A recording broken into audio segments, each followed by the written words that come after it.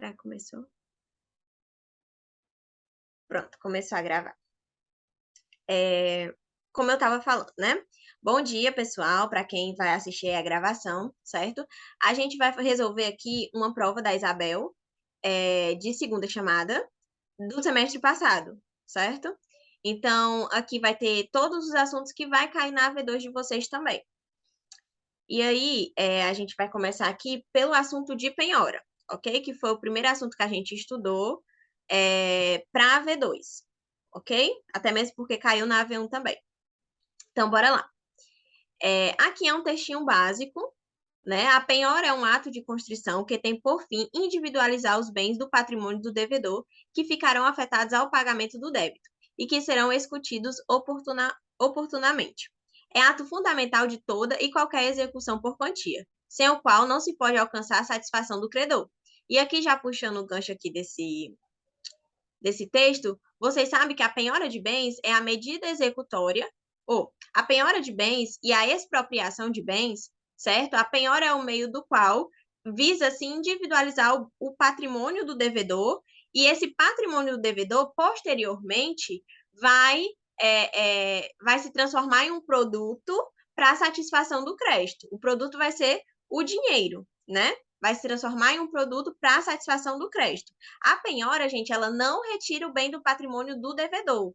O que retira efetivamente o bem do patrimônio do devedor é a medida executória expropriação de bens, certo? E a expropriação de bens, a gente pode ter a adjudicação, a gente pode ter a alienação, né, por iniciativa particular ou através do leilão judicial, de uma asta pública, que a gente costuma falar também, ou através de apropriação de frutos e rendimentos. Deixa eu até colocar aqui para vocês, aqui no CPC, onde é que está isso?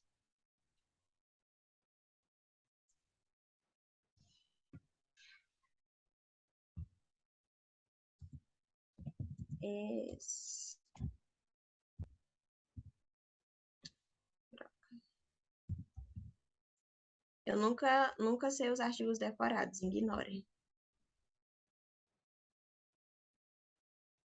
Tá aqui, ó. A expropriação consiste em adjudicação de bens, alienação por iniciativa particular ou leilão judicial e apropriação de frutos e rendimentos de empresa ou estabelecimento ou de outros bens, tá? Então, a Isabela geralmente gosta de perguntar isso para vocês, né? Em uma questão de marcar, uma questão de VUF, ela pergunta se a penhora ela retira o bem do patrimônio do devedor. E não é verdade. A penhora ela não retira o bem do patrimônio do devedor. O objetivo da penhora é, individualizar o bem que foi penhorado e que posteriormente vai ser expropriado para satisfação do crédito do credor, ok? Então, bora aqui analisar os itens. Ela quer, ó, sobre a penhora de bens, analise os itens e marque a letra correta. Ela quer os itens, ela quer que você marque a alternativa correta aqui. Você vai analisar os itens e vai ver quantos itens tem de verdadeiro e quantos itens tem de falsos. Aí, analisando, você qual é qual é o item verdadeiro. Não compromete. O devedor poderá requerer a substituição do bem penhorado, porém deverá comprovar que a substituição será menos onerosa. Verdadeiro, né? O princípio da menor onerosidade para o devedor. Esse princípio diz, tá aqui, ó, peraí, deixa eu botar o 847. Vocês já vão anotando no código aí. Esse princípio, ele diz que... Gente, eu tô falando para todo mundo, é? Eu devo ter travado. Problema não. Viu? Eu acho que eu devo ter travado. Mas bora lá. Esse princípio da menor onerosidade para o devedor, que a gente viu na primeira aula da disciplina, né? Ele diz que, tendo mais de um meio para se fazer a execução, para se atingir o objetivo da execução, que é a satisfação do crédito, o devedor ele tem direito que o juízo faça pelo meio menos gravoso, né? E se ele observar, né, se o devedor observando que foi penhorado um bem dele, né, que ele considera mais oneroso e ele tem dentro do patrimônio dele outros bens que podem sofrer penhores e servir para satisfação do crédito, ele pode requerer a substituição do bem penhorado por outra que lhe seja menos onerosa. E aí ele vai comprovar. Eu estou pedindo a substituição desse bem aqui que foi penhorado por outro bem que eu tenho que serve também para satisfação do crédito. Mas ele deve comprovar efetivamente que essa substituição realmente lhe será menos onerosa. Eu até falei para vocês que esse princípio da menor onerosidade para o devedor, ele não vai ser exercido de qualquer jeito, tá? O devedor, quando ele requer a substituição de um bem penhorado por outro que lhe seja menos gravoso e menos oneroso, ele vai dizer que ele vai ter que comprovar, né, que essa substituição que ele está requerendo vai lhe ser menos gravosa, vai lhe ser menos onerosa, ok? Então, o item primeiro é verdadeiro. O item segundo. O CPC indica uma ordem que os bens devem sofrer penhora. Essa ordem poderá ser alterada, verdadeiro. Lá no artigo 835, o Código de Processo Civil, ele estabelece uma ordem preferencial de penhora. Perceba que é uma ordem preferencial, não é uma ordem, não é uma ordem obrigatória, certo? Exemplo, o Código de Processo Civil, ele estabelece que bem os veículos automotores, eles devem ser penhorados em preferência a bens imóveis, porque considera-se, né, por uma lógica, que eles são mais fáceis de ser alienados, eles são mais fáceis de ser adquiridos por terceiros e arrematados esses bens para satisfação do crédito, certo? Mas essa ordem, ela não é obrigatória, ela é preferencial. Então, o item 2, ele também está verdadeiro. Terceiro item. Ocorrendo a penhora online, o devedor deverá ser intimado. A partir desse ato, ocorrendo a penhora online, o devedor será intimado. A partir desse ato, poderá alegar e provar que as quantias apreendidas são impenhoráveis. Verdadeiro. Lembrando que a penhora online, ela não pode decretada de ofício, né, pelo magistrado. O exequente, ele necessariamente precisa requerer a penhora online. E a partir da penhora online, o devedor ele vai ser intimado, né, que sofreu uma penhora online. Ele geralmente não precisa nem ser intimado, não, porque penhora online é dinheiro, né, em conta bancária.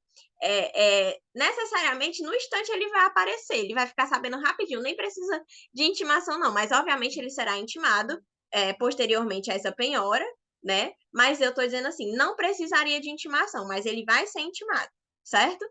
Por que que não precisaria? Porque geralmente ele sabe bem rapidinho que o bem, o que está lá depositado em uma conta bancária dele foi penhorado, certo? Ou em uma aplicação financeira foi penhorado, ok? Deixa eu até mostrar aqui para vocês onde é que está a penhora online. Que atualmente os magistrados, né, um dos mecanismos que eles utilizam para fazer a penhora online é o Cisbajude. Antigamente, não está com muito tempo que mudou. Acho que mudou em 2021, ano passado, ou foi no final de 2020, eu não lembro bem. Antigamente era o Bacenjude. Talvez você já tenha ouvido falar do Bacenjude, porque ele é bastante famoso até hoje. Mas hoje os juízes, né, os magistrados, eles utilizam o Cisbajude para fazer essa penhora de dinheiro. Existem outros mecanismos, né, para fazer essa penhora de bens. Inclusive, tem um recente que ele é muito eficiente. Ele parece que é o melhor, não sei dizer se confirmar essa informação, mas é o melhor aplicativo não, melhor sistema para penhora de bens, que é o sistema Sniper. Ele está em elaboração, mas alguns tribunais do país já estão utilizando, já estão aplicando o Sniper. E ele, assim, é sensacional, porque você, até onde eu sei, né? Você bota os dados do devedor e aí aparece o devedor e aparece um monte de setinhas assim, ligando os bens que ele tem, entendeu? Então é muito mais eficiente. Ele já está sendo utilizado por alguns tribunais do país, não são todos ainda, ele está em fase de teste, né? Ele entrou em vigor agora, eles estão começando a utilizar, acho que desde julho desse ano. Então, é um sistema bem recente, certo? Mas voltando aqui à penhora online, né? A penhora de dinheiro em depósito ou em aplicação. Sim. Só pegando o gancho, essa semana eu pego uma aula. Pronto, eu fiquei sabendo, eu também nem fui. No grupo de pesquisa que eu tô, eles estão falando, ele tem um grupo de alunos que estão falando do Sniper, né? É assim, é sensacional. E a gente ganha, o Brasil ganha, viu, gente? A nível europeu, quando a gente vai comparar, em relação a esses sistemas. A gente tem muito mais recursos, e agora com o Sniper nem se fala. A gente tem muito mais recursos para localização de bens do devedor, certo? E isso é um avanço, e agora com a aplicação do Sniper, a gente tem um avanço muito grande, porque recentemente saiu dados do CNJ, todo ano sai, mas realmente está assustador o quanto de execução está parada. E a gente sabe, né, a gente, em tese, era para ser um processo quando comparado ao processo de conhecimento. Mas tem cerca, gente, o SNJ lançou dados aí recentemente, em agosto desse ano, que existe cerca de 80% das execuções paradas. Não vai nem para frente nem para trás, certo? Estão totalmente paradas. Por quê? Porque quando chega na parte de procurar bens do devedor, é muito complicado. Porque o devedor, gente, ele é uma pessoa assim que não pagou nem quando deveria pagar, então ele faz de tudo para se ocultar, para ocultar os bens. Então, até que se prove que ele fraudou uma execução, até que se prove que ele fraudou credores, até que se prove que ele está se ocultando, está ocultando bens, é complicado, né? A gente sabe que o Poder Judiciário, infelizmente, é muito lento, né, para essas questões. Mas é bem assustador o tanto de execução que está aí parada, né? Mais de 80% de todas as execuções estão totalmente paradas, porque o devedor atrapalhou, não encontram bens, aí a execução se utiliza a máquina do judiciário todinha para lá no final chegar a um ponto em que a execução ela não vai servir mais para nada, né? Mas enfim, voltando aqui sobre a penhora online, né? Olha o que diz o 854.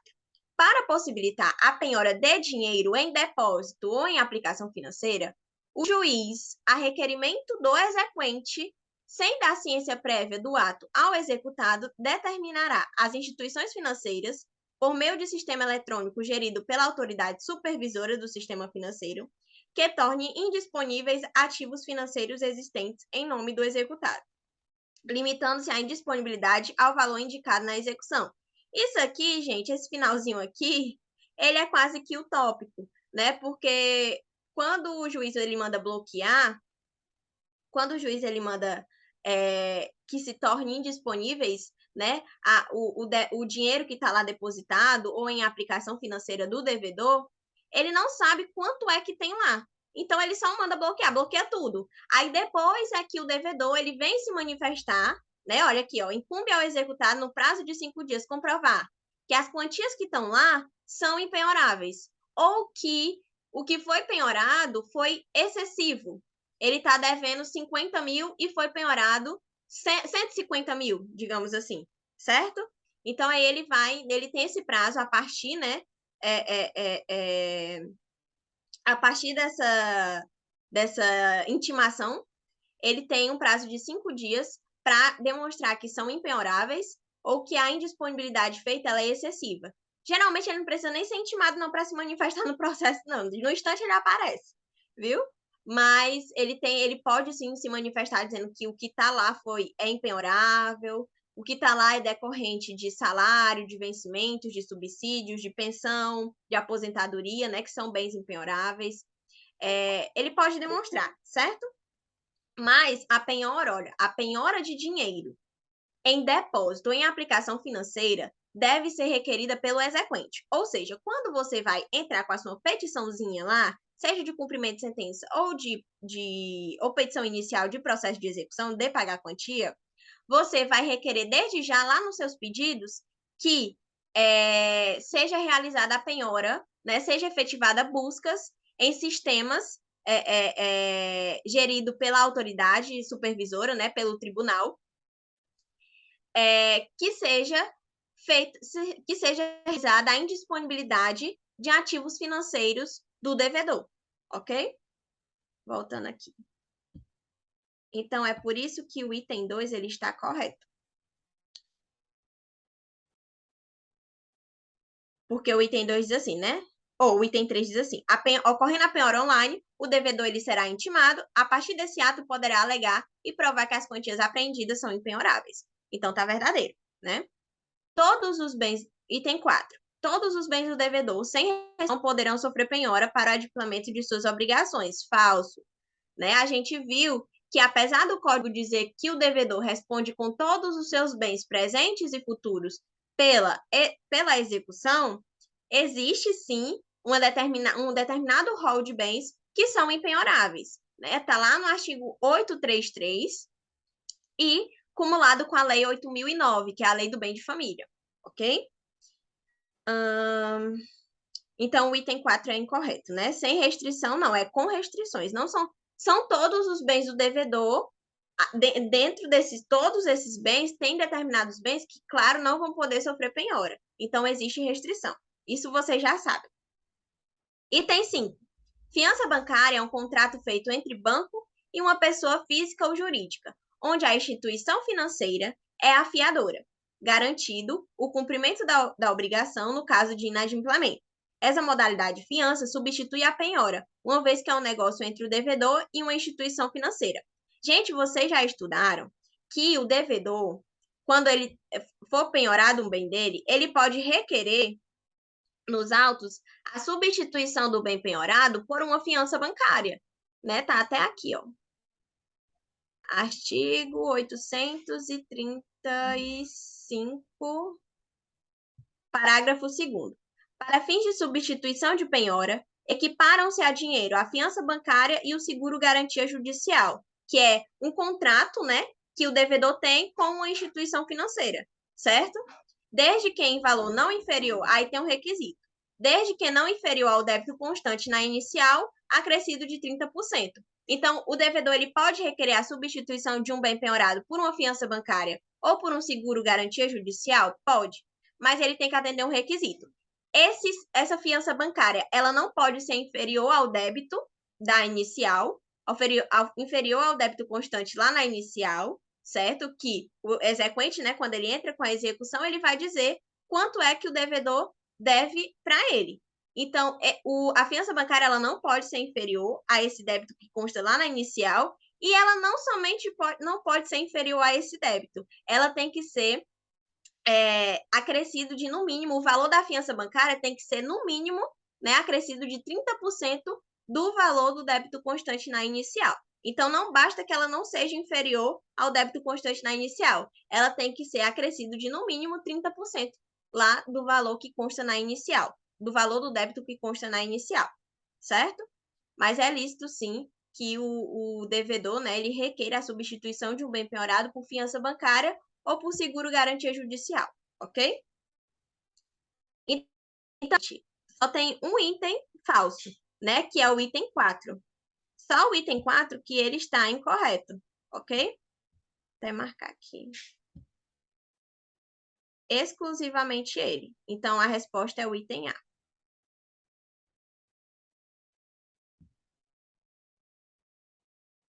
Ok? Então, o item 4 está incorreto, mas todos os outros itens estão corretos. Segunda questão. A segunda questão diz assim. Eu não vou ler o texto, né? Porque o texto é mais para dar uma base teórica para vocês. Eu vou ler aqui o que ela quer logo. Ela diz assim, em relação à penhora online de ativos financeiros, marque a alternativa que contém os itens falsos, certo?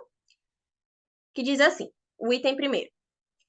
A penhora de ativos financeiros em conta corrente poderá ser realizada de ofício pelo magistrado, desde que dê prévia ciência ao executado. Não, tá errado isso daqui. Toda essa parte aqui tá errada. A gente viu que a penhora de ativos financeiros, né, e de depósito, e de dinheiro em depósito precisa ser requerida pelo exequente, ok?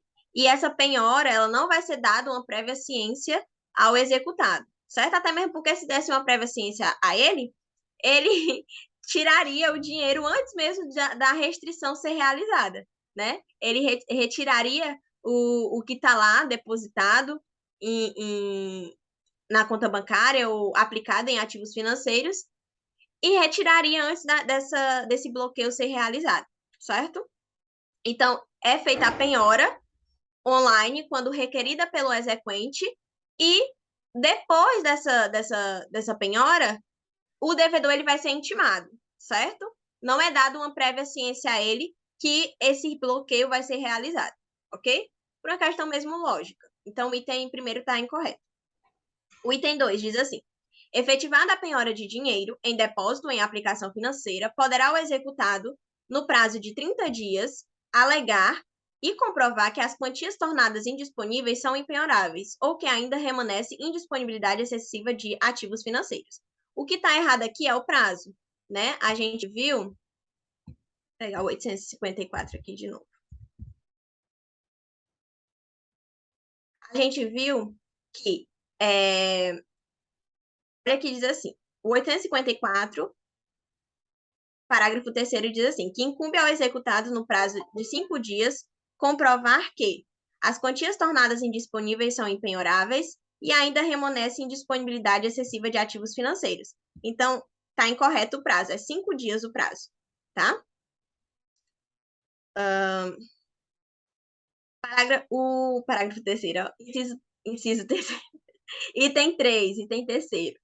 Para possibilitar a penhora de dinheiro em depósito em aplicação financeira, o juiz, a requerimento do exequente, determinará às instituições financeiras, por meio de sistema eletrônico gerido pela Autoridade Supervisora do Sistema Financeiro Nacional, que tornem disponíveis ativos financeiros existentes em nome do executado, limitando-se a indisponibilidade ao valor indicado na execução. Corretíssimo. Isso daqui é a literalidade, é o caput do 854, né? A penhora, ela vai ser realizada pelo juiz, a penhora online, né? Vai ser realizada pelo juiz, a requerimento do exequente, né? O juiz, ele vai determinar que essas instituições financeiras torne indisponível o depósito que está lá, o dinheiro que está lá depositado, ou o ativo financeiro que está lá depositado, existente em nome do executado, e, como eu disse para vocês, essa parte aqui ela é quase utópica, né? Porque o juiz ele não sabe efetivamente quanto é que tem lá. Então, ele pode, dentro dessa indisponibilidade de bens, dentro dessa indisponibilidade que ele possa vir a realizar, esse bloqueio, ele pode bloquear bem o valor superior ao que está lá na execução, porque ele não tem acesso quanto é que tem na conta bancária do executado, tá? Por isso que essa parte aqui final é quase que utópica. Não é à toa que é dada a oportunidade para o devedor se manifestar, né? Dizendo que a penhora foi excessiva ou que a penhora realizada, o que está lá depositado, o que está lá aplicado, é, na verdade, bem penhorado, certo? Então, o item 3 está correto. E o quarto item. A realização do pagamento da dívida por outro meio fará com que o juiz determine à instituição financeira que cancele a indisponibilidade que se encontre o valor bloqueado. Verdade, né? Se o devedor ele pagar a dívida, né? Obviamente, o juiz ele vai determinar, por óbvio, que a instituição financeira ela cancele a indisponibilidade realizada, né? Que se encontra bloqueada. Tem até aqui, ó.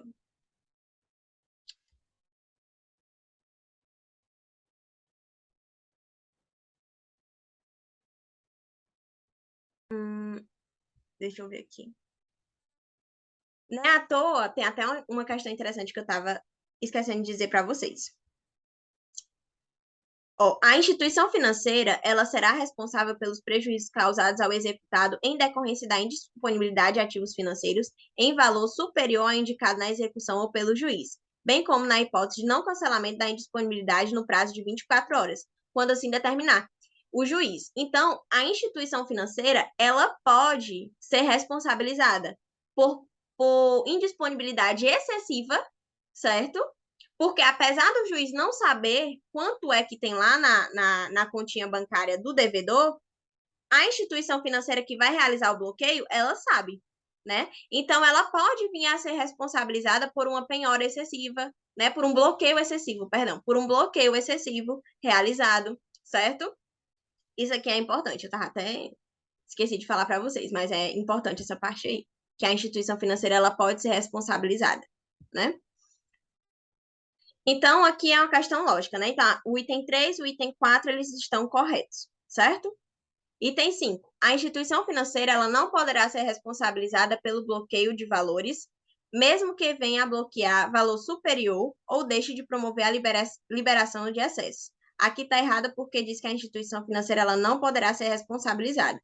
E eu acabei de dizer para vocês que ela poderá sim ser responsabilizada, tá? Por bloqueio de valores superior ou que deixe superior ao valor que o juiz disse que era para penhorar, ou que deixe de promover a liberação, né, quando a penhora tiver sido realizada, e aí o juiz vai solicitar que essa indisponibilidade seja desfeita, né? A indisponibilidade do valor que excede ao valor do débito, ela tem que ser desfeita, certo? Então, a instituição financeira, cabe à instituição financeira liberar o valor, né, que foi penhorado em excesso, que foi bloqueado em excesso, perdão, que foi bloqueado em excesso, certo?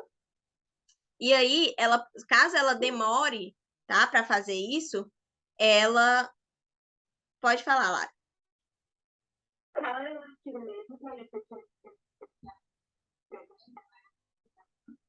Ó, ela é o artigo 854 e os respectivos parágrafos, viu? Não é à toa que eu estava até falando para vocês que a instituição financeira ela tem um prazo de 24 horas, né, para liberar esses valores que foram bloqueados em excesso, certo? Então, ela pode sim ser responsabilizada. Então, aqui o item correto, né, para você marcar, que ela quer o item, ela quer a alternativa que tem os itens falsos. Então, o item que é para você marcar é o item A, ok? Item A aqui é o correto. Porque ele traz os enunciados, ele traz o enunciado dos incorretos. Pode falar, Jaqueline. Vou sim, assim que terminar o JET. É porque ontem a professora me enviou, aí eu não enviei para vocês. Mas. Ah, sim. Aqui, ó. Eu vou disponibilizar sem o gabarito e com o gabarito, viu? Então, o item aqui que era para você marcar era o item A. Terceira questão. Os embargos são, continuando, né? Os embargos são, aqui ele vai falar de embargos à execução, que é a defesa do executado no processo de execução. Bora lá. Os embargos são, portanto, uma ação autônoma e um incidente ao processo de execução verdadeiro. A gente estudou que os embargos à execução é uma forma de você contestar, de o devedor contestar a execução. Esses embargos, eles não vão ser apresentados no processo principal. Eles vão ser distribuídos por dependência ao processo principal. Ou seja, o devedor, se ele quiser apresentar embargos à execução no prazo de 15 dias que ele tem a partir da sua citação, ele vai fazer o quê? Vai apresentar os embargos dele de uma maneira autônoma. Ou seja, ele vai fazer uma petiçãozinha inicial e digamos que seja uma execução aqui na Justiça Comum, né? Tribunal de Justiça aqui do Ceará. Ele vai utilizar o... Deixa eu ver se eu lembro o nome, meu Deus. Sai do estágio, eu esqueço o nome dos sites. Peraí.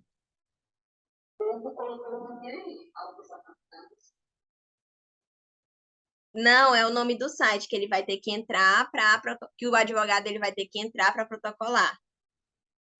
É porque eu tô com o nome de Cisba Ajude na minha cabeça, mas enfim. Ele vai entrar lá no site do Tribunal de Justiça. Pronto, é SAGE, valeu. Valeu. Eu sempre esqueço, é SAGE, PJE, tem tem um outro também que eu sempre esqueço o nome. Eu passei 2 anos no estágio esquecendo o nome dos sites. Mas, enfim, ele vai entrar lá no ESAGE, o advogado dele vai entrar lá no ESAGE e vai protocolar em apartado, vai fazer uma petição inicial, vai ajuizar uma ação autônoma, né? Vai cadastrar lá a ação dele lá no site, no ESAGE, vai fazer essa ação autônoma, vai cadastrar lá no ESAGE, certo? E vai distribuir por dependência. O que é isso? Quando ele for tiver cadastrando lá a petição dele de embargos à execução, certo? Ele vai colocar, que tem o íconezinho para você colocar, uma parte que ele vai ter que dizer que o processo ele vai ter que ser distribuído por dependência. Aí ele vai colocar nessa partezinha que tem, processo vai ser distribuído por dependência, é mais ou menos assim. Aí sim, aí você vai ter que colocar o número do processo principal, certo? Isso aqui, gente, foi uma escolha do legislador. Ele poderia muito bem dizer que os embargos à execução poderiam ser apresentados nos autos principais, né? Mas ele disse que não era assim. Vai ser por ação autônoma, vai ser um incidente ao processo de execução e vai ser distribuído por dependência, certo? É diferente da impugnação ao cumprimento de sentença, né? Que o devedor ele apresenta nos próprios autos do cumprimento de sentença, ok? Mas continuando. Os embargos são, portanto, uma ação autônoma, um incidente ao processo de execução, né? No qual o executado ele manifesta sua oposição e defesa, que não poderia fazer na ação de execução, visto que esta não admite cognição. Os embargos buscam uma sentença que desconstitua o título executivo. Verdadeiro. Essa daqui está verdadeira. Contudo, a sentença que julgar os embargos poderá afetar o andamento do processo de execução, fazendo com que esse perca o sentido de existir. Verdade, né? Digamos que nos embargos à execução, o devedor ele alegue que exista uma inexequibilidade do título, ou seja, o título ele não apresenta daqueles 3 requisitos que o título precisa apresentar, né?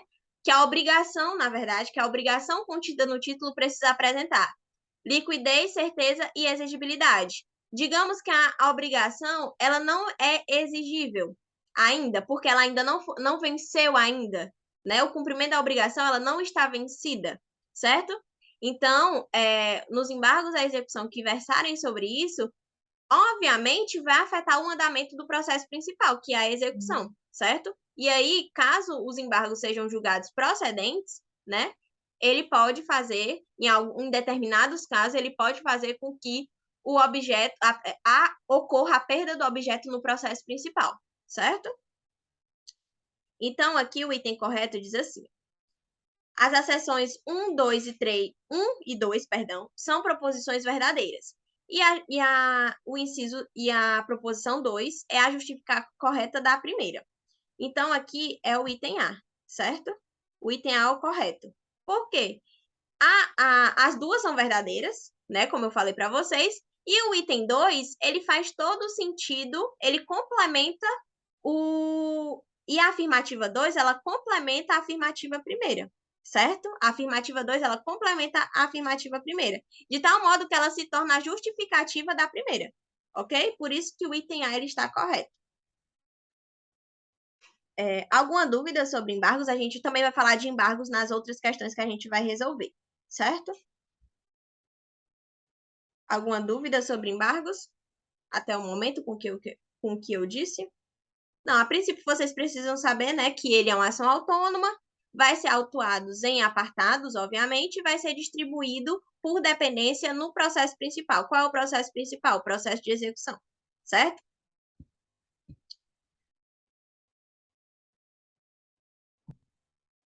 Quarta questão. Quarta questão vai tratar sobre expropriação de bens, né? E diz assim: sobre a forma de expropriação de bens na modalidade de alienação judicial. Analisem os itens e marquem a alternativa correta. Eu falei para vocês que a expropriação de bens ela pode se dar em algumas modalidades, né? Adjudicação, alienação. Aí a alienação ela se divide em duas: alienação por iniciativa particular e alienação judicial, que é o leilão judicial ou a asta pública, certo? ou então a expropriação, ela pode se verificar na modalidade de apropriação de frutos e rendimentos de empresas ou estabelecimento ou de outros bens, certo? Então, a expropriação, ela é uma medida executória que vai tirar o bem efetivamente vai tirar o bem do patrimônio do devedor, aquele bem que foi penhorado, né, que ainda não saiu do patrimônio do devedor, efetivamente aqui quando ocorrer a expropriação do bem, ele vai ser efetivamente retirado do patrimônio do devedor para integrar o patrimônio do exequente, do credor, certo? Seja o próprio bem, por quê? Porque o credor, o exequente, ele pode aceitar que o bem penhorado, né, ele pode adjudicar o bem penhorado, ou seja, ele pode aceitar o bem que foi penhorado e pegar aquele bem para ele. Não necessariamente esse bem vai ser transformado em dinheiro, né, para a satisfação dele, ok? Se ele não quiser adjudicar o bem, pegar o bem físico para ele vai se utilizar de outras formas. A alienação por iniciativa particular ou por leilão judicial, por alienação judicial, certo? Que é o leilão judicial, que é a forma assim mais dispendiosa, mais cara, mais dificultosa, certo?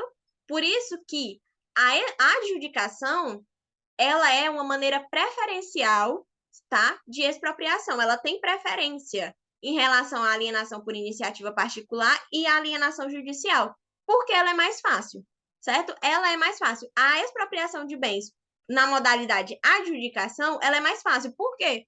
Porque o bem, o bem físico vai sair do patrimônio do devedor e vai integrar o patrimônio do exequente.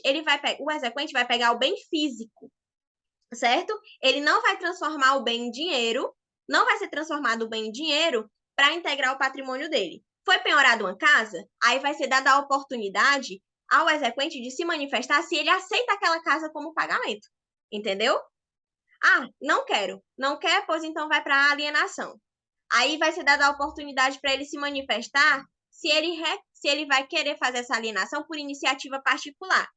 E é importante vocês saberem que, apesar de levar esse nome, alienação por iniciativa particular, não deixa de ser uma alienação judicial. Por que eu estou dizendo isso? Porque a alienação por iniciativa particular, ela vai seguir praticamente os mesmos trâmites da alienação judicial, ok? A diferença é que quem vai atrás de um comprador, de um adquirente para aquele bem, vai ser o exequente, através de um corretor ou através de um leiloeiro, certo? Então, apesar da alienação por iniciativa particular levar esse nome, ela leva esse nome porque ela se restringe a dizer que o exequente é que vai atrás, o credor é que vai atrás de um adquirente, de um comprador para aquele bem, certo? De um arrematante para aquele bem. Mas ela segue os trâmites da alienação judicial, ok? Ela segue os trâmites do leilão judicial. Deixa eu até colocar aqui para vocês.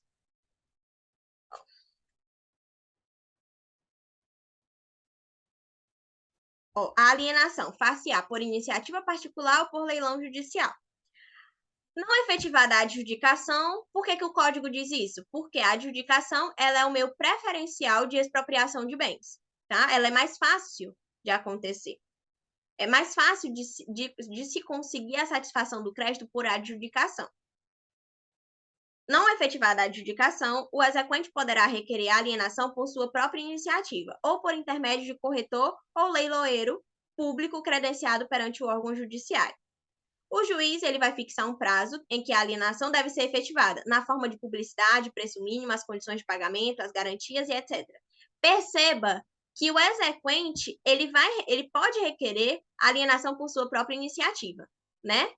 Ou seja, ele que vai atrás de um comprador, de um adquirente. Mas olha o que é que diz o parágrafo 1º. O juiz é que vai fixar o prazo para que essa alienação por iniciativa particular deva ser efetivada, a forma de publicidade dessa alienação por iniciativa particular, o preço mínimo que o bem pode ser arrematado, as condições de pagamento. Então, perceba que, apesar da alienação por iniciativa particular, quem é que vai atrás de um comprador, seja o exequente, ou seja o exequente através de um corretor de imóveis ou de um leiloeiro público, quem vai estabelecer as condições dessa alienação por iniciativa particular é o juiz, tá?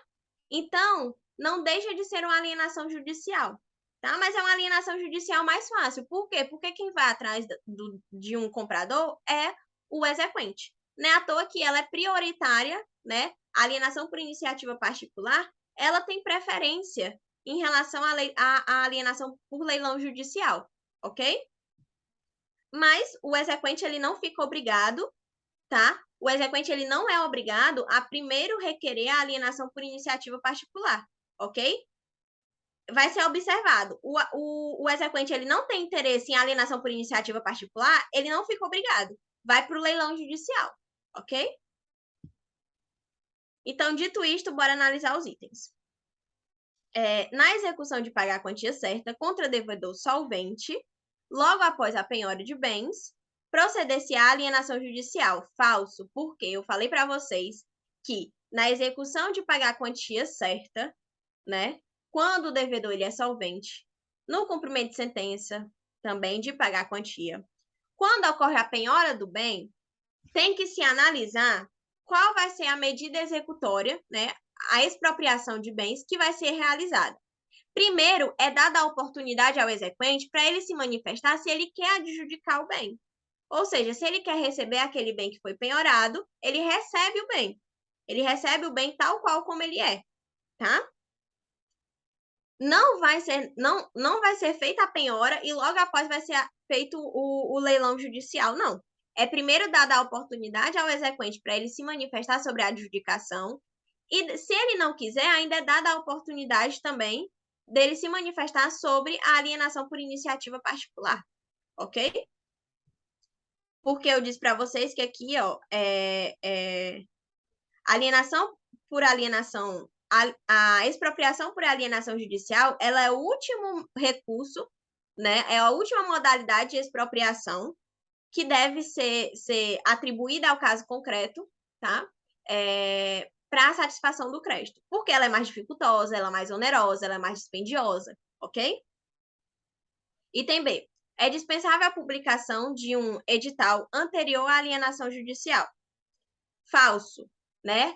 A alienação judicial, tá? Ela vai seguir os tramitezinhos. Ó, alienação em leilão judicial, alienação judicial, a asta pública, ela vai ser precedida de um edital, tá? Ó o que diz assim, ó. É o 800, só um momento.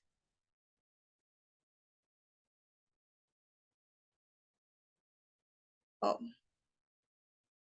Caberá ao juiz a designação do leiloeiro público, né, que é aquela pessoa que vai ser responsável para procurar, para divulgar, tá, o leilão judicial, que poderá ser iniciado pelo exequente, né? Que poderá ser indicado pelo exequente, ou seja, o leiloeiro público ele pode ser indicado pelo exequente, tá? O leiloeiro público é uma pessoa credenciada pelo tribunal que fica responsável, tá? Pela divulgação e pelos trâmites do que vai acontecer no leilão judicial. A incumbe ao leiloeiro público publicar o edital anunciando a anunciação.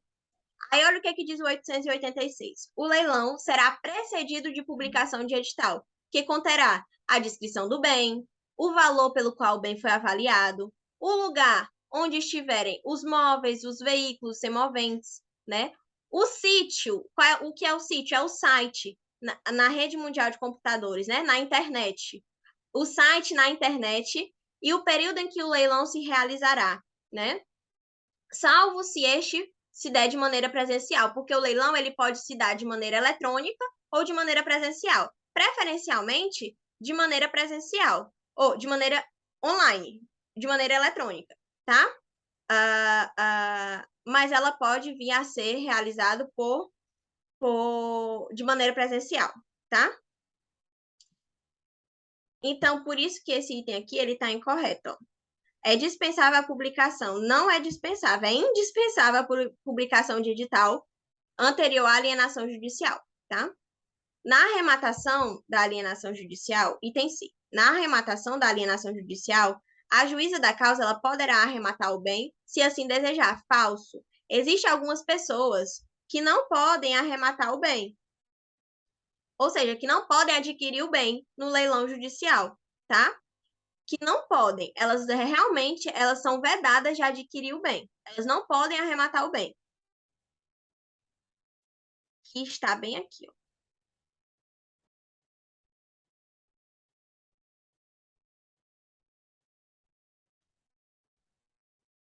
Só um momento. É bom que vocês fiquem anotando os artigos.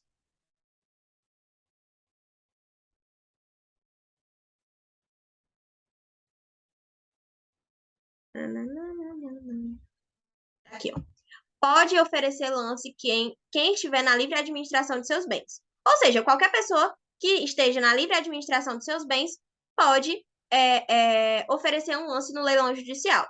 Mas existem algumas restrições. Algumas pessoas que não podem oferecer lance, não podem arrematar o bem, não podem comprar o bem, não podem adquirir o bem. Quem são essas pessoas? Os tutores, os curadores, os testamenteiros. Testamenteiros, gente, é aquela pessoa que redige o testamento para o testador.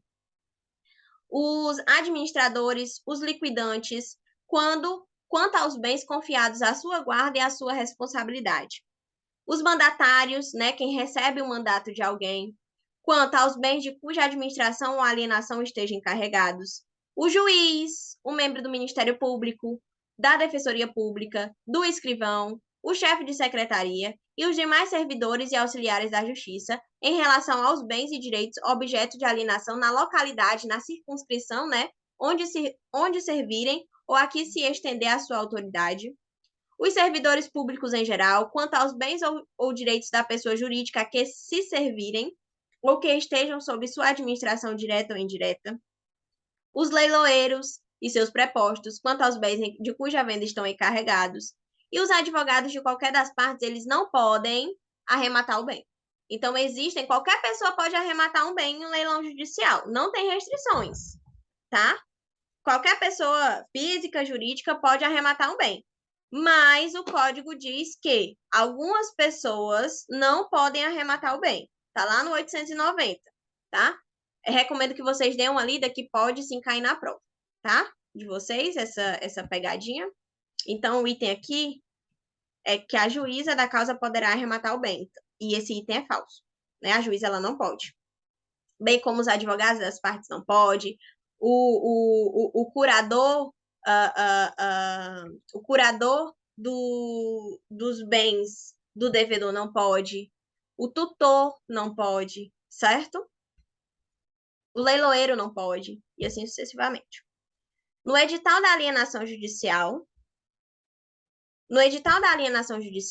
não precisará conter a data e hora do segundo leilão, uma vez que esse segundo leilão poderá sequer acontecer. Falso. Por quê? Pode acontecer, gente, que seja necessário realizar um segundo leilão, porque o primeiro leilão não apareceu um interessado para adquirir o bem, tá? Aí no edital da alienação judicial já vai conter a data e hora desse segundo leilão. Olha aqui o que diz, ó. O 800 e... Só vou pegar aqui. É o 800 e... Nananã.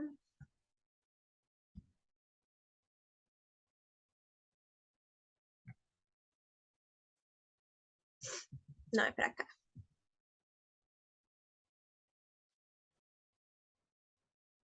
Aqui, ó. O leilão será precedido de publicação de edital que conterá, inciso 5º, a indicação de local, dia e hora de segundo leilão, para a hipótese de não haver interessado no primeiro, certo? Pode acontecer de ser necessária a realização de um segundo leilão judicial, de uma segunda asta pública, né? Para aparecer algum interessado, porque às vezes acontece o primeiro e não aparece ninguém para arrematar o bem. Aí no próprio edital já é para ter constante lá a indicação do local, do dia e hora do segundo leilão, ok? Se for em caso, se for em caso, né, de leilão, por meio eletrônico, também vai ter lá, certo?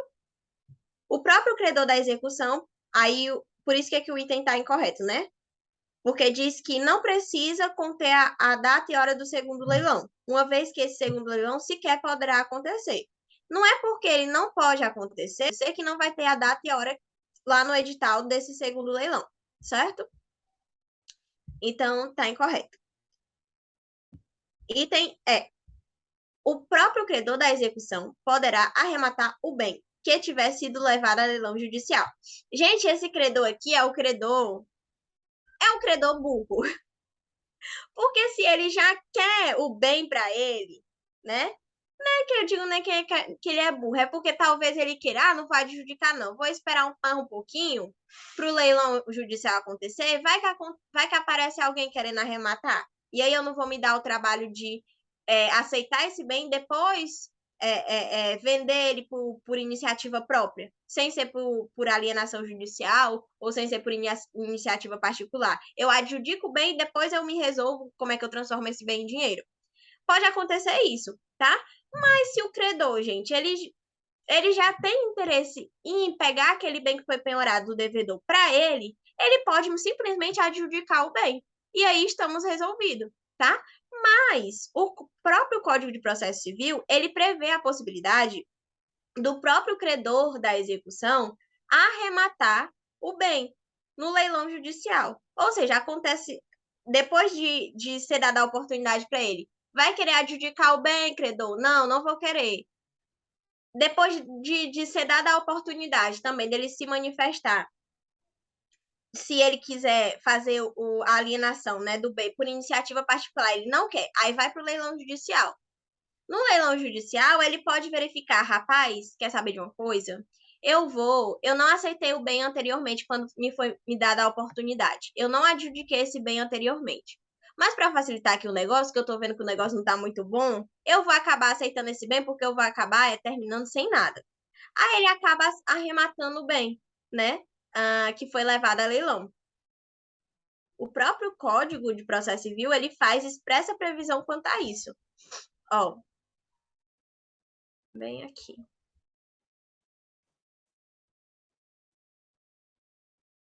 Está dizendo se o próprio credor pode mudar a dívida. Não, olha o que diz, olha aqui o que diz o 892. Se o exequente arrematar os bens e for o único credor, ele não vai estar obrigado a exibir o preço que ele pagou pelo bem. Mas se o valor dos bens exceder ao seu crédito, ele vai depositar dentro de 3 dias a diferença, sob pena de tornar sem efeito a arrematação. E, nesse caso, realizar-se-á novo leilão à custa do exequente. Então, se ele arrematar o bem, ele sendo o único credor, né? Tem esse detalhe, se ele arrematar o bem e ele for o único credor, ele não vai estar obrigado a exibir o preço, ou seja, por quanto é que ele arrematou aquele bem, entendeu? Porque pode ser que o bem seja, raras vezes, né? Pode ser que o bem seja o mesmo valor do débito que o devedor tem com ele. Ele não está obrigado, não, a exibir o preço, tá? Se ele arrematar o bem e ele for o único credor, né? Mas se o valor dos bens exceder o crédito dele é 50 mil reais, penhorou um bem de 150 mil e arrematou, ele está arrematando um bem de 150 mil. Ele tem um prazo de 3 dias para depositar essa diferença, certo? Aí ele aceita o bem e depois ele que se vire lá. Se ele quiser passar esse bem para outra pessoa e tudo mais, tá certo? Aqui é o credor desesperado, porque ele tá vendo que ele não vai conseguir, não tá parecendo interessado para arrematar o bem. Aí ele desesperado, porque ele não adjudicou em momento anterior, ele pega e arremata o bem, entendeu? E acaba ficando uma coisa pela outra, né? É claro que ele vai depositar a diferença, que exceder o valor do crédito dele, né?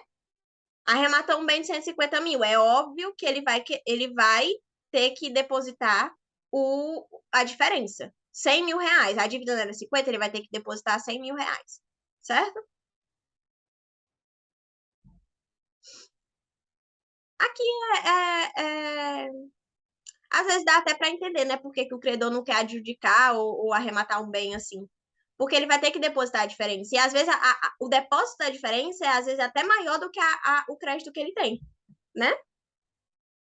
Mas o item é o que tá verdadeiro, tá certo?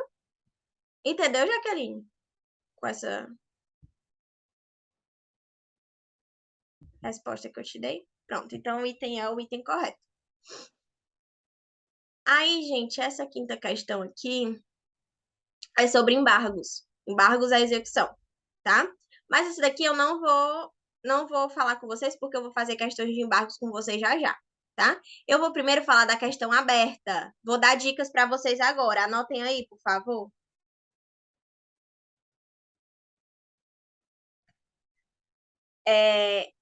Na questão aberta, segundo ali vozes ali que eu ouvi, tá?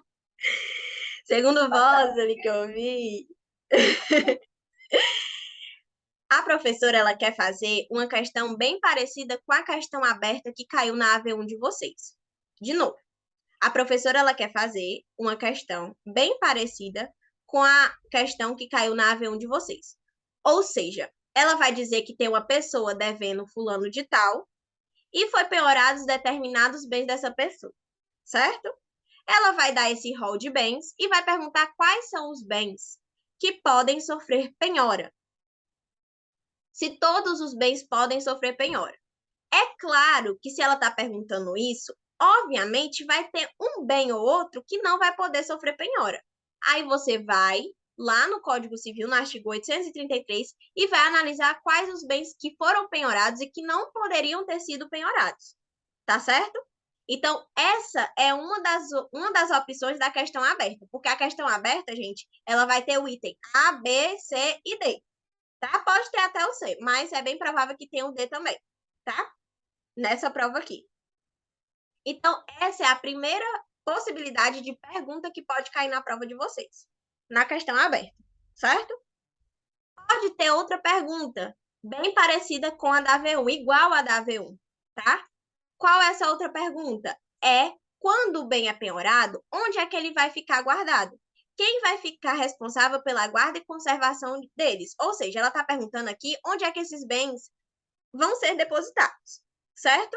E aí, o que eu recomendo para vocês? Você pega todos os bens, por exemplo, uma bolsa modelo Louis Vuitton. Onde é que uma bolsa modelo Louis Vuitton vai ficar guardada? Vai ficar sob a responsabilidade de quem? Gente, uma bolsa Louis Vuitton, ela é um bem o quê? Ela é um bem móvel. Se ela é um bem móvel, você vai analisar lá no artigo 840 do Código de Processo Civil e verificar onde é que essa possibilidade se encaixa. Olha o que diz o 840. Serão preferencialmente depositados. É preferencialmente, gente, não é obrigatório, mas é claro que na questão você vai responder com base no 840, tá? Onde é que essa bolsa Louis Vuitton vai ser penhorada? Vamos analisar o inciso primeiro. Olha o que diz o inciso primeiro. Serão preferencialmente depositados as quantias em dinheiro, os papéis de crédito e as pedras e os metais preciosos no Banco do Brasil, na Caixa Econômica Federal ou em outro banco do qual o Estado ou o Distrito Federal ele possua metade do capital social integralizado. Se faltar um desses estabelecimentos, que não vai faltar, obviamente, vai ser em qualquer instituição financeira de crédito que vai ser designada pelo juiz, tá certo? Uma bolsa, ela é uma quantia em dinheiro? De certa forma ela é, né? Mas ela não é líquida. Ela é uma bolsa que depois vai se transformar em dinheiro, tá? De certa forma é dinheiro, mas não é ali dinheiro em espécie, né? Uma bolsa é um papel de crédito? Não. Uma bolsa é uma pedra preciosa? É um metal precioso? Não. Então, não está no inciso primeiro. Aí você lê o inciso segundo do 840. Serão preferencialmente depositados os móveis, os semoventes, os imóveis urbanos e os direitos aquisitivos sobre imóveis urbanos em poder de depositário judicial, que pode ser o próprio executado, tá? Mas na prova de vocês, você vai dizer depositário judicial. Por quê? Porque tem gente que trabalha só com isso daqui, sendo responsável e sendo considerado depositário judicial. Pode ser o devedor, pode ser uma pessoa designada pelo juiz, tá certo? Que vai ser considerada depositário judicial. Quando você for responder a prova, você vai dizer que a bolsa vai ser depositada sobre a responsabilidade de depositário judicial designado pelo juiz. Ponto. O porquê que eu tô falando isso? Porque na AV1 de vocês, eu peguei algumas AV1 de vocês, e, gente, eu não sei de onde que vocês tiraram tanta criatividade para colocar onde é que esses bens seriam penhorados, ou onde é que esses bens seriam guardados. Foram tantas respostas criativas que eu realmente me surpreendi e achei que alguns alunos poderiam até apresentar um projeto novo de Código de Processo Civil, porque foram respostas assim inusitadas, tá certo? Mas sempre analise a natureza do bem. Brincadeiras à parte, né? Analise a natureza do bem. Uma bolsa é o quê? Um bem móvel. Então, você vai analisar lá no 840 onde é que se localiza o bem móvel, tá? E aonde é que ele vai ser guardado e sob a responsabilidade de quem? Sapatos de uso pessoal aqui poderiam ter sido penhorados? Não, não poderiam ter sido penhorados, tá? Salvo os de elevado valor, né? Mas aqui não está especificando se é de elevado valor, então não poderia ter sido penhorado, conforme o artigo 833, tá? Um notebook que a pessoa utiliza para atividades laborais poderia ter sido penhorado? Não, aí você vai dizer que não poderia ter sido penhorado. Uma moto Harley Davidson, a moto Harley Davidson é bem carinha, né? Bem carinha. Então, obviamente, poderia aqui ter sido penhorada, tá certo? Aí a moto ela é o quê? A moto é um bem móvel, né? Se é um bem móvel, vai ser depositado sob a responsabilidade de um depositário judicial, certo?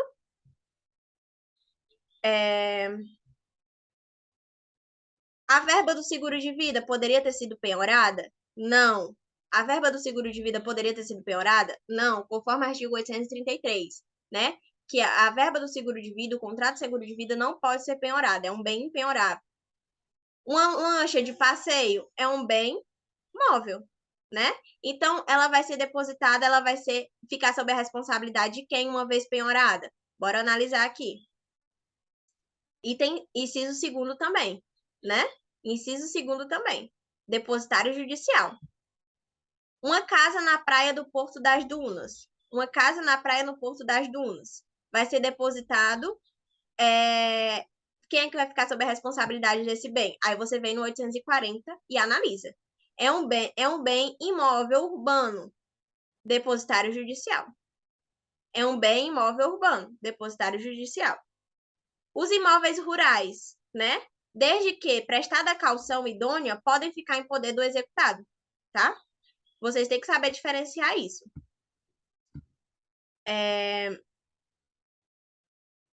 Um carro é um bem móvel, então vai ficar sob responsabilidade de depositário judicial. Joias de família, joias vai se encaixar no inciso primeiro. É um metal precioso, é um bem precioso, né? É uma pedra ou um metal precioso, ou seja, vai ficar sob responsabilidade depositada em um desses bancos aqui. O Banco do Brasil, Caixa Econômica, né? Ou não podendo ser eles dois, né?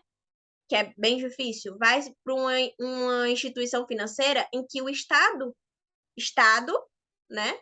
Ou o Distrito Federal tenha mais da metade do capital social integralizado, né? Ou seja, o Estado ele participa ali daquela instituição financeira e tem o capital integralizado naquela instituição financeira. Quem foi que levantou a mão?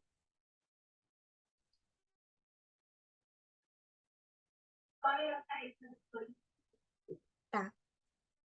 Um sítio, aí aqui, um sítio no interior de Redenção. Um sítio no interior de Redenção é o bem imóvel rural.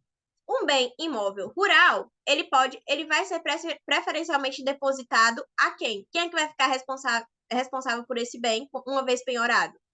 O inciso terceiro diz que é preferencialmente que os imóveis rurais sejam depositados em poder do executado, mediante uma caução idônea, tá? Aí, o último bem aqui. 15% do faturamento da empresa Braga Comércio e Representações em que a devedora é sócia. Vai se encaixar no inciso primeiro, né? Vai se encaixar no inciso primeiro. As quantias em dinheiro, os papéis de crédito, vão ser depositados sob responsabilidade do Banco do Brasil, Caixa Econômica. Então, você vai mapeando, você vai identificar os bens e vai mapeando sob a ótica do 840, onde é que eles vão ficar guardados? Quem vai ficar responsável pela guarda e conservação desses bens? E fundamenta, gente, fundamenta, porque apesar da professora ter desconsiderado, às vezes, ela desconsiderou muitas questões que, na verdade, ela levou em consideração muitas questões que tinham sido, que estavam faltando a fundamentação, apesar de expressamente na questão dizer que era para fundamentar. Então, para ajudar vocês, ela disse: a pessoa respondeu certo, mas não colocou a fundamentação. Vou considerar a questão toda, tá? Mas fundamenta, ok? Item C é outra possibilidade de cair também uma perguntinha na prova de vocês. Haverá necessidade de uma nova penhora? Em caso negativo, como é que fica o processamento da execução? Em caso positivo, como é que vai acontecer a penhora com os bens constantes no caso concreto? Pode falar, Lara.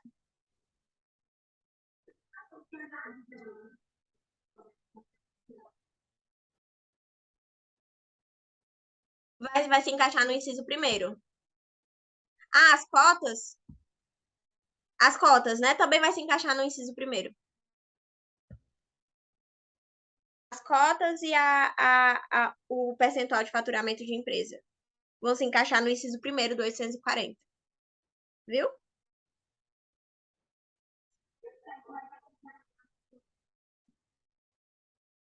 Salário? Não, a questão não está dizendo. Se a questão não está dizendo, você desconsidera. Coloca na regra geral, que pode ser penhorado. Porque a gente viu, né, que faturamento de empresa e cotas de sociedade empresária pode sim ser penhorada, tá?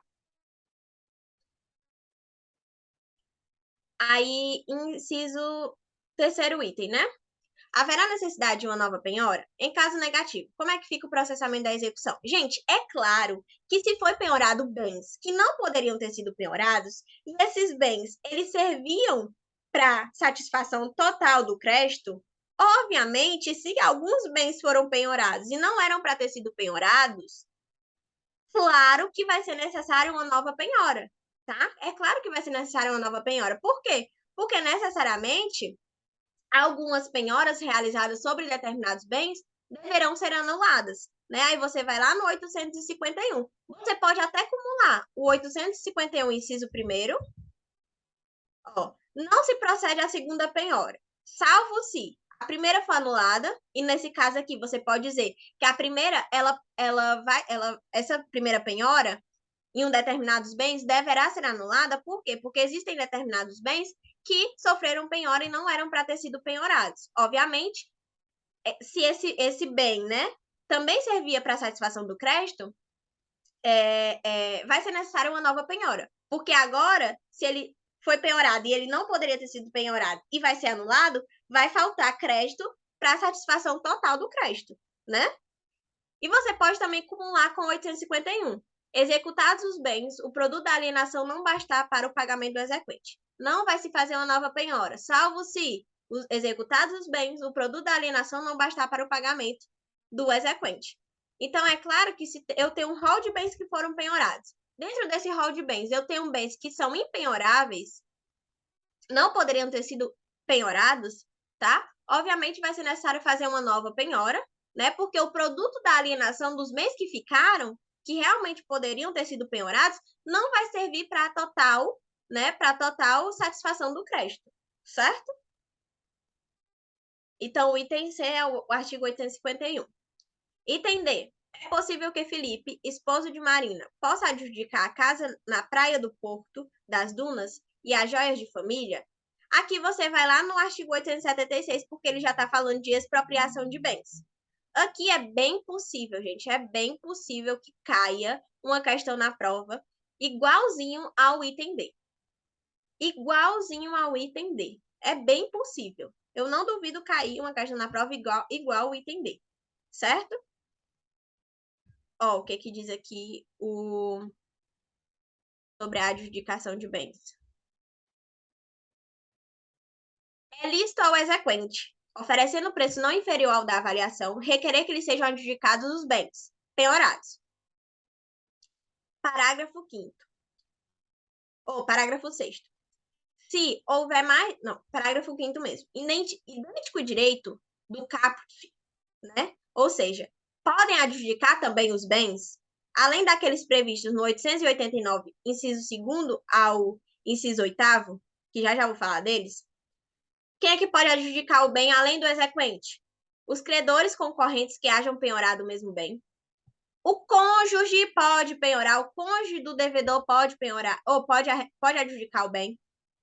O companheiro do devedor pode adjudicar o bem que foi penhorado.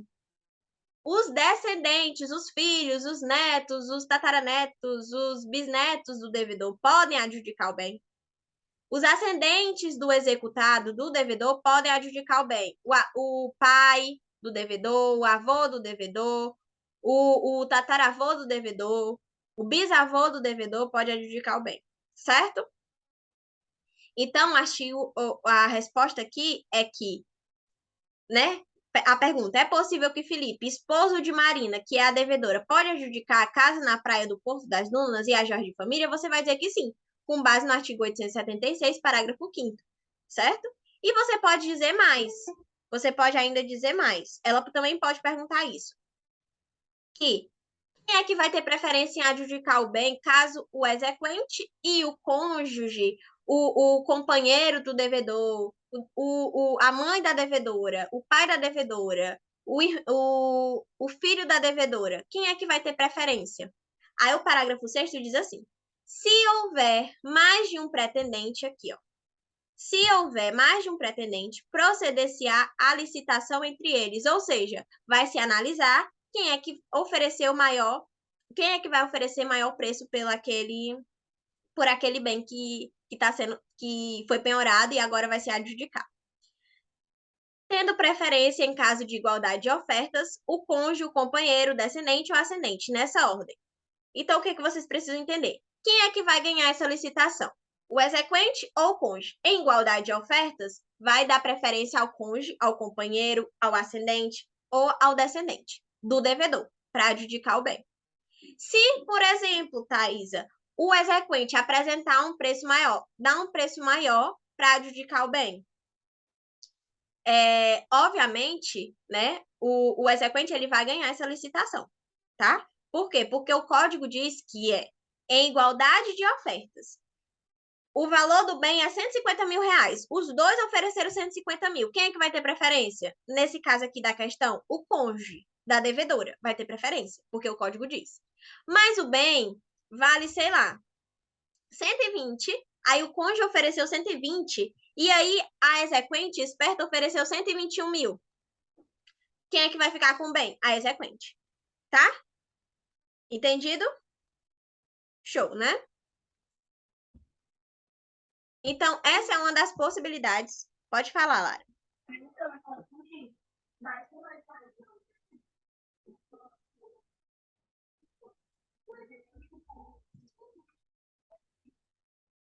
Isso, é igualdade de ofertas. Igualdade de ofertas pelo exequente ou pelo cônjuge, companheiro, ascendente ou descendente, eles ofereceram o mesmo valor pelo bem. Quem é que vai ter prioridade? Não, tem a ordem. Se existir mais de uma pessoa querendo adjudicar o bem, o exequente, o cônjuge e um filho da devedora, quem é que vai ter preferência? Igualdade de ofertas, o cônjuge. Por quê? Porque o código diz que é o cônjuge, o companheiro, o descendente ou ascendente. Nessa ordem. Então, vem primeiro o cônjuge, igualdade de ofertas, tá? Mas, por exemplo, vamos pegar... Se o exequente está acima do cônjuge, então o exequente ele vai poder adjudicar o bem, em detrimento do cônjuge. Porque o código diz que é igualdade de oferta. Se o cônjuge oferece um preço, um valor menor pelo bem do que o exequente está oferecendo, obviamente o exequente vai poder adjudicar o bem em detrimento do cônjuge. Certo?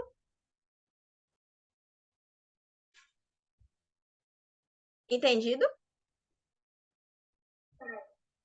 Pronto. Então, olhem esses itenzinhos, tá? Porque provavelmente vai ter uma questão sobre isso. Vai ter uma questão sobre isso, tô avisando. Questão Aí, gente, eu peguei essas questões aqui, ó. A maioria dessas questões aqui é da OAB ou de concurso público. Eu modifiquei algumas coisas e enviei para a professora. Ela disse também que se não for igual, né, vai ser muito parecido com essas questões aqui. Então, olhem essas questões. Olhem essas questões aqui, tá certo?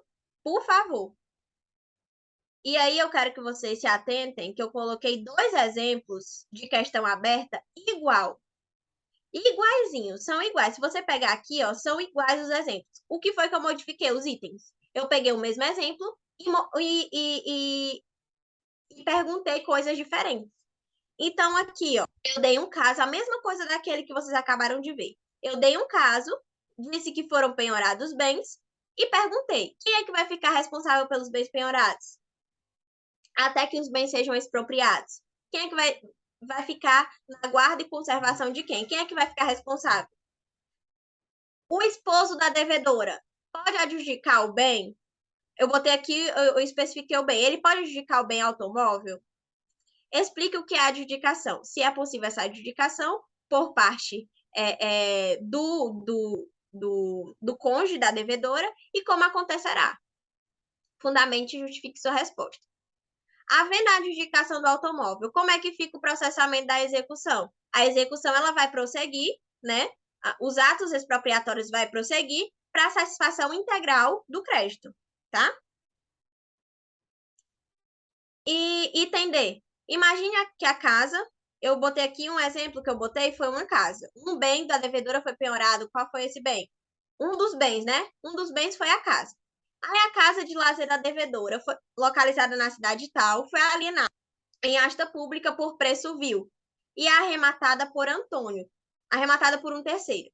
Nesse sentido, explique o que é preço vil e o que poderia a devedora fazer para invalidar a arrematação. Poderia Luana apresentar embargos à execução? Gente, você vai ter que responder 3 coisas. O que é preço vil? Um bem alienado por preço vil. A devedora, ela tem quantas opções? Ela tem quais opções para invalidar essa arrematação por um preço vil? O bem dela foi arrematado por um preço vil. O que é um preço vil? É um preço, é quando o bem ele é alienado por um preço inferior ao preço mínimo que o juiz coloca lá no edital que o bem pode ser alienado. Ou, na falta desse preço mínimo colocado pelo juiz, vai ser considerado preço vil 50% do valor da avaliação. Um valor inferior a 50% do valor da avaliação do bem. Porque a gente viu que o bem não vai ser avaliado quando ele é penhorado, ele não é avaliado? Pois é. Quando ele é penhorado e avaliado, e depois ele vai seguir para a expropriação, quando chegar lá na arrematação, no edital da arrematação, é para ter um preço mínimo que aquele bem pode vir a ser arrematado. Se esse preço mínimo ele não estiver no edital, o que vai ser considerado preço vil, né? Preço vil é aquele valor que a pessoa paga, que o arrematante paga, e o bem ele vale mais do que aquilo. Aí o próprio Código de Processo Civil estabelece o que vai ser considerado preço vil. Aí eu vou até botar aqui para vocês anotarem aí o artigo que fala do preço vil.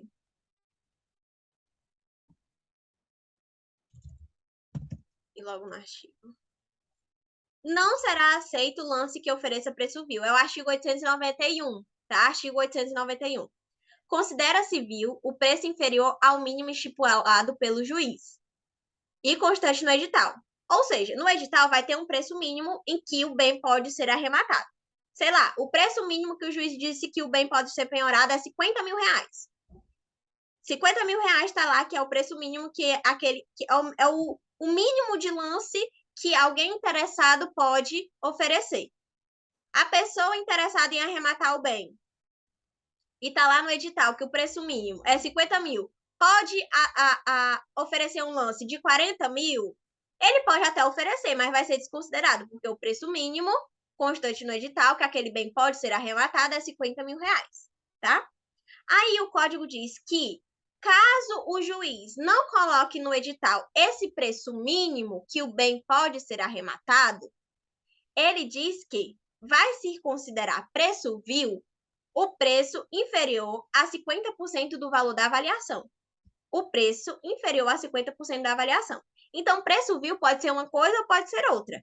Se tiver um preço mínimo constante no edital, preço vil vai ser aquele valor inferior ao preço mínimo constante no edital. Se não tiver um preço mínimo constante no edital do leilão judicial, o que vai ser considerado preço vil? O valor inferior a 50% do valor da avaliação, porque a gente viu que os bens eles são avaliados, né? Penhorados, os bens são avaliados, tá? E aí, com a avaliação, obviamente, vai resultar, vai se analisar quanto é que vale aquele bem, né? Então, se o bem for penhorado, expropriado por por um valor inferior a 50% do valor da avaliação, e o preço mínimo não foi estipulado no edital, obviamente, essa arrematação ela pode ser invalidada, tá? Onde é que está isso? Bem aqui, ó.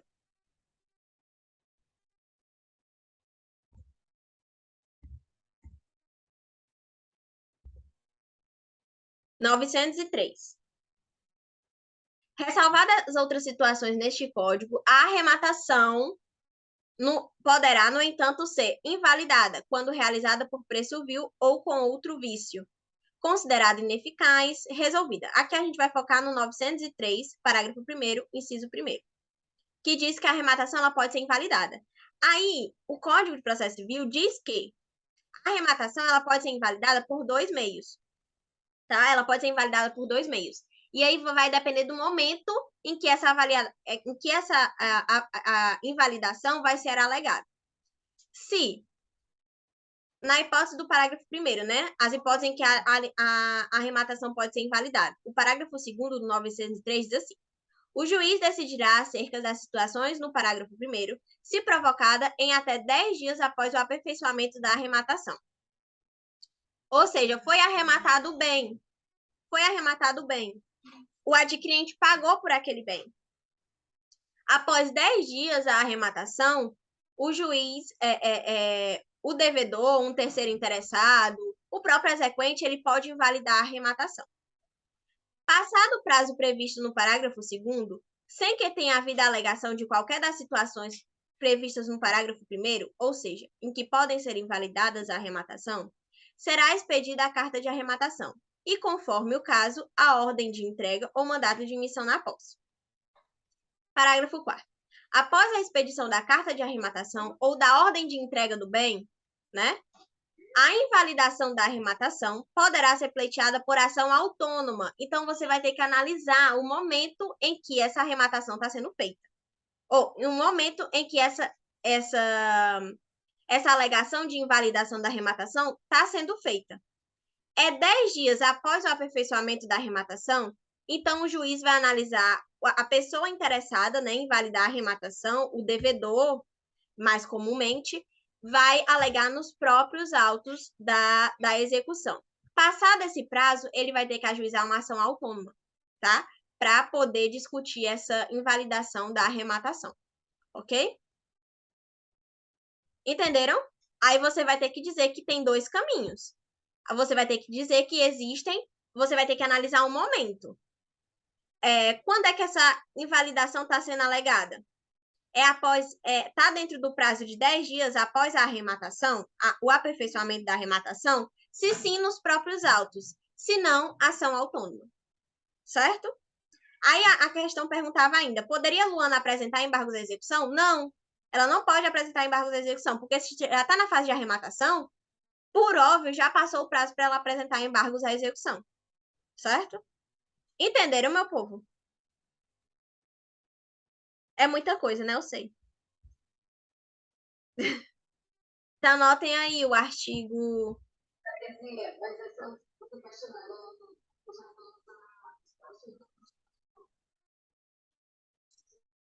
Não, como a gente está com pouco tempo, eu botei as respostas aqui, ó. O gabarito eu botei o gabarito, né? E coloquei aqui que a resposta seria dada no JED, tá?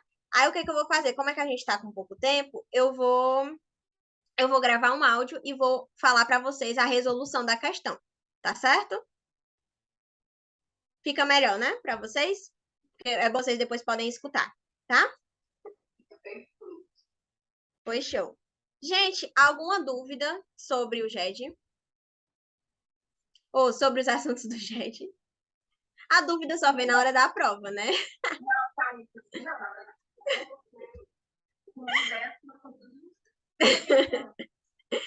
Pois, peraí, deixa eu parar aqui a gravação.